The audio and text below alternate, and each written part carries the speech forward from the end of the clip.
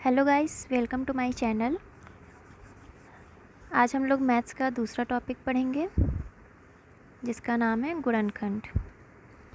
तो आज हम लोग ये जानेंगे कि किसी भी संख्या का गुणनखंड हम लोग निकालते कैसे हैं, गुणनखंड होता कैसे है। तो किसी संख्या का गुणनखंड निकालने से पहले हम ये जान लेते हैं कि गुणनखंड होता क्या है।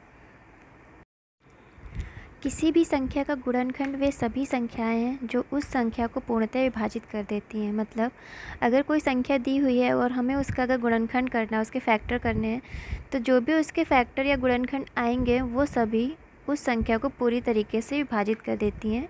उन संख्याओं से दी हुई संख्या पूरी तरीके से कट जाती है। इसको हम एग्ज़ाम्पल के रूप में समझ लेते हैं तो आसानी समझ में आएगा। एग्ज़ाम्पल है 12 के गुणनखंड। तो 12 के गुणनखंड कौन कौन से हैं? 1, 2, 3, 4, 6 और 12। तो ये सभी संख्याएं जो हैं 12 को पूरी तरीके से काट देती हैं। 1 तो काटती ही, 1 तो सभी संख्याओं की एक फैक्टर होती है। 2, 2 छक 12, 3 से भी कट जाएगी, 4 से भी कट जाएगी, 6 दूनी 12, 12 से भी कट जाती है, और 12 तो 12 से कटेगा ही कटेगा। तो इसका मतलब ये सारी संख्या जो है ये 12 के गुणनखंड हैं जो 12 को पूरी तरीके से डिवाइड करती हैं। ठीक है, एक और एग्जांपल हम लोग देख लेते हैं। जैसे कि अगर 15 का गुणनखंड निकालना है हमें, तो 15 के गुणनखंड क्या होंगे। तो 15 का गुणनखंड सबसे पहले तो हम 1 लेंगे, उसके बाद किससे 15 डिवाइड होगा? 2 से तो होगा नहीं, 3 होगा, 3 × 5 = 15, देन 5, और उसके बाद ना 6 ना 7 ना 8, उसके बाद सीधा ये 15 से अपने आप से खुद से डिवाइड होगी। तो इसका मतलब 15 के जो गुणनखंड आए वो क्या है? 1, 3, 5 और 15। तो इसके गुणनखंड कितने? 4 निकले।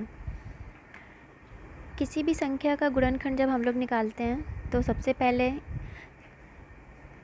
एक उसका गुणनखंड हम लोग लिखते हैं, जो कि एक जो है वो हर एक संख्या का सबसे छोटा गुणनखंड होता है, और वह संख्या स्वयं अपने आप का एक गुणनखंड होता है जो कि सबसे बड़ा गुणनखंड होता है। जैसे कि 15 का हमने निकाला तो एक तो उसका सबसे छोटा हो ही गया गुणनखंड, और 15 जो कि वो स्वयं संख्या है वो उसका सबसे बिगेस्ट फैक्टर है। सेम ऐसे 12 में हमने देखा था 1 सबसे स्मॉलेस्ट और 12 बिगेस्ट फैक्टर है उसका। ठीक है, गुणनखंड हम लोगों ने जान लिया। अब हम लोग जानते हैं अभाज्य गुणनखंड के बारे में कि अभाज्य गुणनखंड क्या होता है, कैसे निकालते हैं अभाज्य गुणनखंड। तो अभाज्य गुणनखंड क्या होता है? किसी संख्या के अभाज्य गुणनखंड वे सभी संख्याएं हैं जो उस संख्या को पूर्णतः विभाजित कर देती हैं, लेकिन वह स्वयं के अतिरिक्त किसी अन्य संख्या से विभाजित नहीं होती हैं। मतलब गुणनखंड हम जैसे निकालते थे वैसे हम सिंपल गुणनखंड निकाल लेंगे, उसका फैक्टर कर लेंगे जो भी संख्या दी हुई होगी, लेकिन कौन से फैक्टर हमें निकालने हैं उसके? जो अभाज्य हों, मतलब किसी से भी वो नहीं कटे, सिर्फ वो अपने आप से कटे, अभाज्य गुणनखंड उसे हमें करने हैं।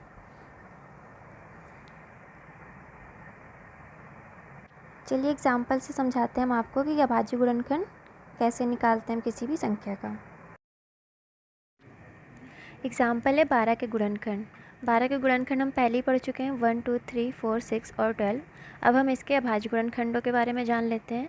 तो अभाज्य गुणनखंड जानने से पहले हमें अभाज्य संख्या जो हम पहले वीडियो में पढ़ चुके हैं, तो अभाज्य संख्या वे संख्याएँ होती हैं जो एक और स्वयं के अतिरिक्त अन्य किसी संख्या से विभाजित नहीं होती हैं। तो सेम अब हम 12 के अभाज्य गुणनखंड भी वैसे ही निकालेंगे कि ऐसे गुणनखंड जो सिर्फ और सिर्फ स्वयं से ही कटेंगे और उसके अलावा और किसी से भी नहीं कटेंगे, एक और स्वयं से सिर्फ कटेंगे। तो जो इसमें 1, 2, 3, 4, 6 और 12 गुणनखंड है 12 के, इसमें हम देख रहे हैं कि 1, 2, 3 ये हमारी अभाज्य संख्याएं हैं। 4 जो है वो हमारी भाज्य है जो कि 1, 2 और 4 तीन संख्याओं से डिवाइड होती है। सेम 6 भी है और 12 भी है। तो इसका मतलब हमारे अभाज्य गुणनखंड कौन कौन से मिलते हैं इसके? 1, 2, 3। तो 12 के अभाज्य गुणनखंड क्या हो जाएंगे? 1, 2 और 3, ये तीन हमारे 12 के अभाज्य गुणनखंड होंगे। नेक्स्ट टॉपिक हम लोग पढ़ेंगे अभाज्य गुणनखंडों की संख्या, कैसे हम किसी अभाज्य गुणनखंडों में उनकी संख्या को ज्ञात करते हैं। अब हम ये जान लेते हैं। जैसे कि a की पावर p, b की पावर q, c की पावर r और d की पावर s, ये अभाज्य गुणनखंड दिए हुए हैं। तो अगर हमें इसमें इनकी अभाज्य गुणनखंडों की संख्या ज्ञात करनी है तो हम कैसे ज्ञात करेंगे?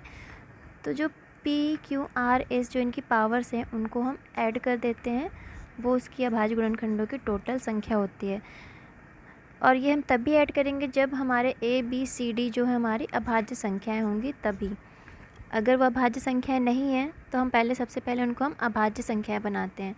तो चलिए एग्जांपल जैसा इसमें एक दिया हुआ है 4 की पावर 9, 9 की पावर 4 और 7 की पावर 7। तो जैसा कि आप लोग एग्जांपल देख रहे हैं 4 की पावर 9, 9 की पावर 4 और 7 की पावर 7, जिसमें कि आपका 4 और 9 ये आपकी भाज्य संख्याएं हैं, क्योंकि ये 1 और स्वयं के अतिरिक्त भी अदर संख्याओं से विभाजित हो रही हैं। 4 जो है 2 से हो रही है, 1 2 4 और 9 1 3 और 9 से। 7 आपका ये आपकी अभाज्य संख्या है, इसलिए इसका मतलब है कि हमें सबसे पहले इसके सारे अभाज्य फैक्टर करने पड़ेंगे।